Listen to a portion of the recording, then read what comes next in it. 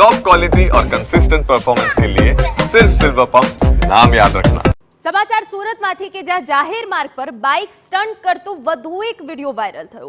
યુવાનો રસ્તા પર પોલીસના ખોફ વગર સ્ટન્ટ કરી રહ્યા છે। બાઇક ચાલક પૂરઝડપે બાઇક ચલાવી વાહનોની લગોલગ આવી ઓવરટેક કરતો વિડીયો વાયરલ થયો। એ વિડીયો તો સૌપ્રથમ આપને ટીવી સ્ક્રીન પર બતાવી રહ્યા છે। આજે વિડીયો વાયરલ થયો છે તે કીમ ગામનો હોવાનું અનુમાન છે। પોલીસે કડક કાર્યવાહી છતાં બાઇક સ્ટન્ટ કરતા યુવકો સુધરવાનું નામ નથી લઈ રહ્યા।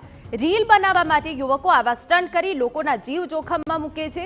લોકોના તો જીવ જોખમમાં મૂકે છે પરંતુ પોતાનો પણ જીવ જોખમમાં મૂકે છે। ફરી એક વખત સુરતમાંથી બાઇક સ્ટન્ટનો વિડીયો વાયરલ થયો છે, જેને લઈને હવે અનેક સવાલ ઊભા થયા છે। શું આજકાલના યુવકોમાં હવે પોલીસનો કોઈ જ પ્રકારનો ડર નથી રહ્યો? જાહેર માર્ગ પર આ રીતે બાઇક સ્ટન્ટ કરવું કેટલું યોગ્ય? બીજાનો જીવ જોખમમાં મૂકે, પોતાનો જીવ જોખમમાં મૂકે, પોલીસ દ્વારા આવા સ્ટન્ટ કરનારા ઉપર કડક કાર્યવાહી કરવામાં આવે છે, છતાં આ પ્રકારના યુવકો કેમ સુધરવાનું નામ નથી લેતા, તે અહીંયા સૌથી મોટો સવાલ છે।